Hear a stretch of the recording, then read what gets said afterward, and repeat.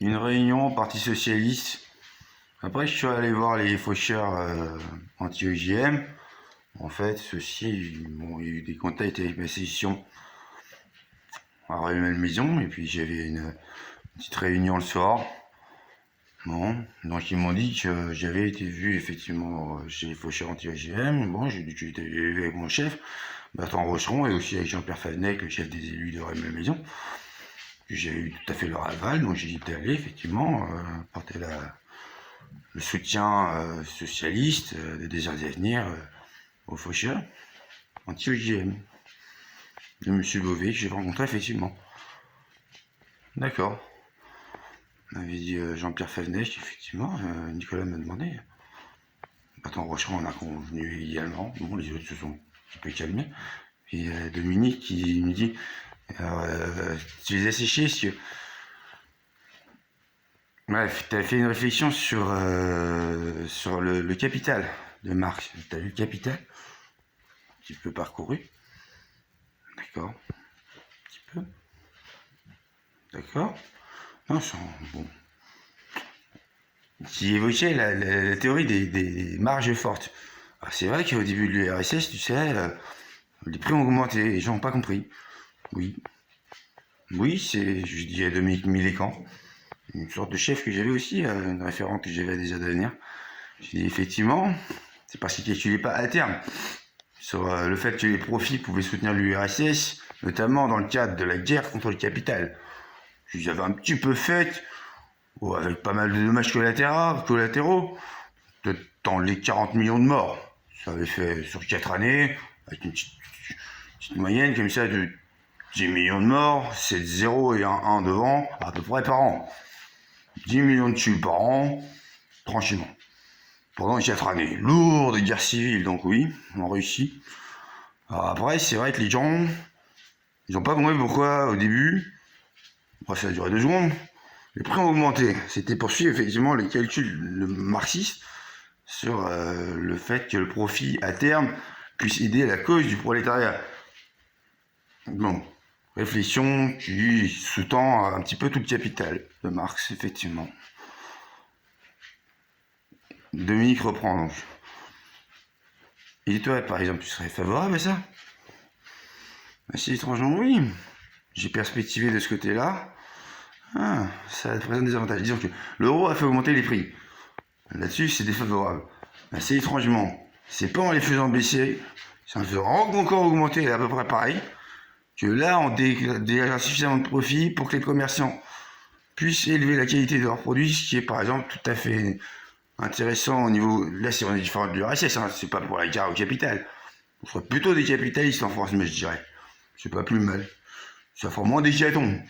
Ça fera moins de 40 millions de morts, par exemple, en 4 années. C'est avantageux.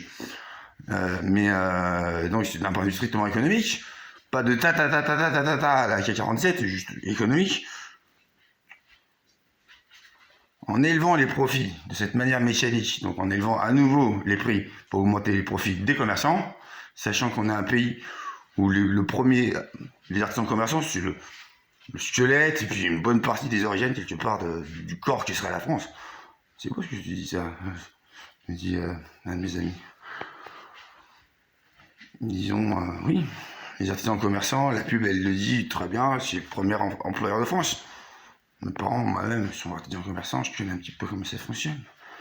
C'est très difficile sur quelque chose, parce que les artisans commerçants, en fait, ils mettent leurs couilles sur la table. C'est comme ça, hein, en France. Soit ils gagnent énormément, et alors c'est pour eux, soit ils perdent, et là, les couilles, elles sont coupées. Surtout sans couilles. C'est-à-dire, c'est pas, ils ferment leur boutique, ils rentrent chez eux. C'est chez eux, ils ont plus de chez eux. Ils n'ont plus rien, hein, s'ils coulent. S'ils doivent vraiment de l'argent, ils sont sur leur compte perso. S'ils en gagnent, ils sont sur leur compte perso. Dans tous les cas, ça permet d'élever, si les prix augmentent, si les marges augmentent. Comme Marx stipulait, mais ça avait duré 2 secondes en URSS, parce que c'était contradictoire, avec 40 millions de morts. Bon. Alors, sinon, on peut faire à l'inverse, pour comprendre. Qu'est-ce qui se passe si on baisse les prix? En gros, c'est mécanique, déjà c'est très difficile à faire. Juguler l'inflation des prix, très difficile. Et surtout, en gros, c'est de la nationalisation. C'est un peu ça. Jean-Pierre Favennec. Ah bah ça fait 500 000 morts, hein. De commerçants, je pense, en URSS. Quand M. Lénine, il a dit « Ah, ils commencent à se plaindre, les gens, parce qu'on va augmenter les prix pour faire comme Marx a dit. » Ouais, bon, on va faire le contraire. Ouais, on va faire baisser les prix. La boîte de conserve à 4 roubles, elle va à 3 roubles. Ouais, c'est le communisme. C'est la social-démocratie. Je parlais même pas de communisme à l'époque, c'était social-démocrate. C'est exactement ça. Me dit quelqu'un derrière moi. Il était social-démocrate. Lénine, je sais. J'ai lu. Les textes de Lénine. C'est la social-démocratie, bref. Ah là là, qu'est-ce qu'elle est associée là? C'était une sauce toute rouge. Ça avait rougi de partout, hein. C'était 40 millions de morts. Oh, c'est grand la Russie, mais il y avait des traces un peu partout, hein. De rouge. C'était repeint, hein, la Russie. En rouge. De rouge, ils avaient gagné. Ouais. Bah, ça a fait 500 000 morts de plus, à peu près. Nationalisation. Là, il y a des commerçants qui s'étaient battus ici, hein. Pour le communisme, social-démocratie. Démocratie. Et puis, il y a 500 000 des commerçants, ça fait pas. Mitraillés, ou plutôt, c'était pas trop des mitraillés, c'était ping, ping, ping, ping. Ils sont juste fait tuer. Les commerçants comme ça, la boîte de conserve de 4, eh ben c'est 3.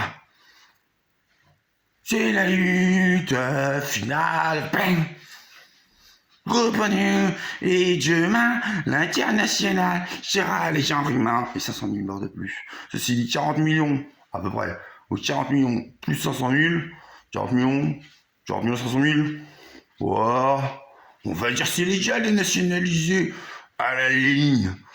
Et là, quand on tue 4 fois une dizaine de millions de personnes, ouais, c'était prédicible de leur côté aussi, hein, les révolutionnaires. Ok.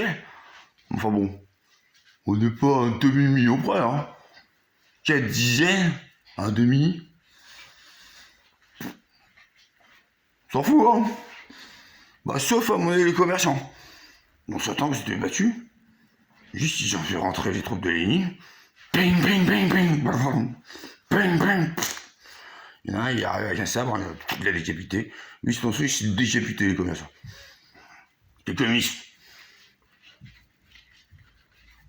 Et là, si on pouvait éviter ça, à terme, économiquement, avec un ping, des mitraillettes ou des sabres, si on pouvait éviter ça aux commerçants, moi je suis même issu de commerçants, ma père, ma mère, à mon avis, ce sont des artisans commerçants, ce serait pas mal, effectivement, je serais pour.